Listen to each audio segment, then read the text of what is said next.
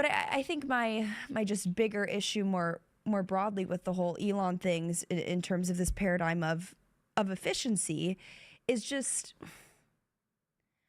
I don't know how to put it, but I just don't think that the issue at the end of the day, when you're looking at what it means to be an American, is like, how can we drive the profits of multinational corporations? I would rather live in a town, in a community where, okay, maybe my like DoorDash driver is not totally automated and a robot's not bringing me food, but at least I know my neighbors and I'm not like living in a bug pod with a bunch of people from every other country except the United States that doesn't speak English, that again, I would argue they're not even necessarily better at the job that I'm doing.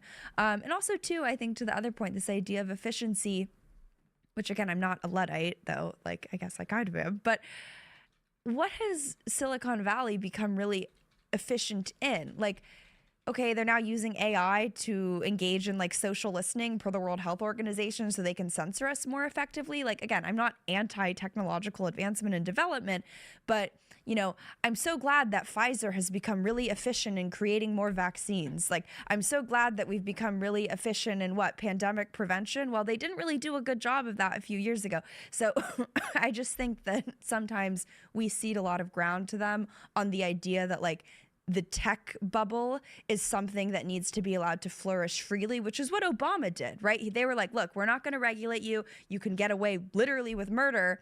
We'll give you all the money you want. Just, hey, don't use that money against us, right? Be our biggest fans. And they have been. Larry Ellison, he's the chairman of Oracle now. He's like one of the founders of Oracle, fourth richest man in the world on paper. He's one of Trump's, 3 AI advisor guys that they paid $500 billion for. They're paying, this what is it called, Project Stargate, where they're like supercharging the AI. He's like, we're going to use AI. Larry Ellison is like, we're going to use AI to watch everyone, and so criminals will be afraid to commit crimes, and people will be afraid to deviate from doing what's they're supposed to do, and like in the name of efficiency.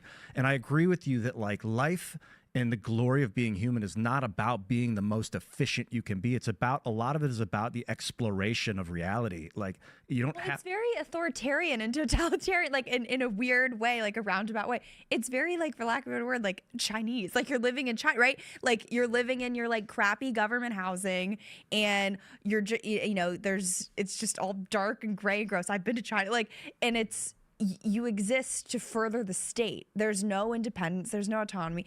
And frankly, too, I also think I would take the other angle of like, this country was founded on the idea of the importance of community and the importance of Christianity and religion and like having a full life, right? The idea of community was always something that was very, very important. And of course, arts and culture, just look at the American literary canon, right?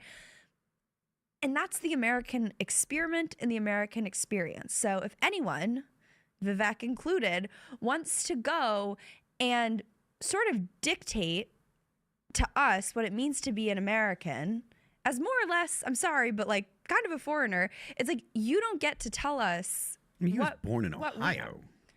I was the son of immigrants. I'm just saying, like, you don't get to tell people who've been in this country for 200 years, like what it means to be an American when you're a newer generation American, especially when what you're saying is extremely insulting to the founding principles of this country.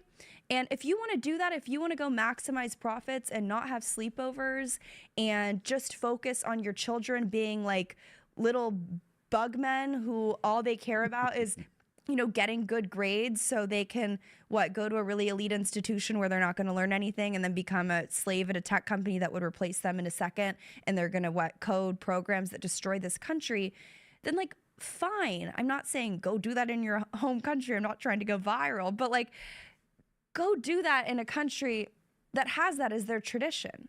That's not what this country is about. And I think that's the sort of fundamental tension. And I'm not going to be lectured by people who, I'm not going to say are less American than I am, but I'm just saying by people who have a really perverse view of what it means to be American. It's like, it's as offensive as when the, DACA dreamers stand up there and like demand, we're American. You have to give us this. You have to give us citizenship. Excuse me? Like, where do you get off telling me what to do? You're not American. Have you always been a Luddite? Me? Yes. No. Okay.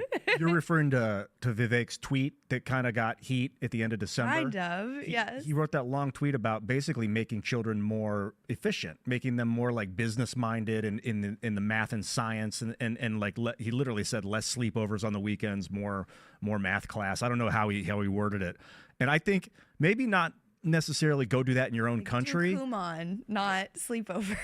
Human, the food? No, the like math tutoring. Oh, okay. But like I say, do that in your own family. Like that's the thing about the United States. If you want to have a family of like math and scientists, do that. And then I could have a family of artists that like take 3 times longer to get anything done. But that's kind of what makes life worth living in a lot of ways. You know, the beautification of things, the wisdom of taking your time and maybe making a mistake. You need to make room for error in systems. If systems always work all the time, they can be heavily utilized to destroy. You need room for corruption in systems. You need failures to happen for gross, evil systems to break. Like it's the only way. And I think that's kind of what the arts is.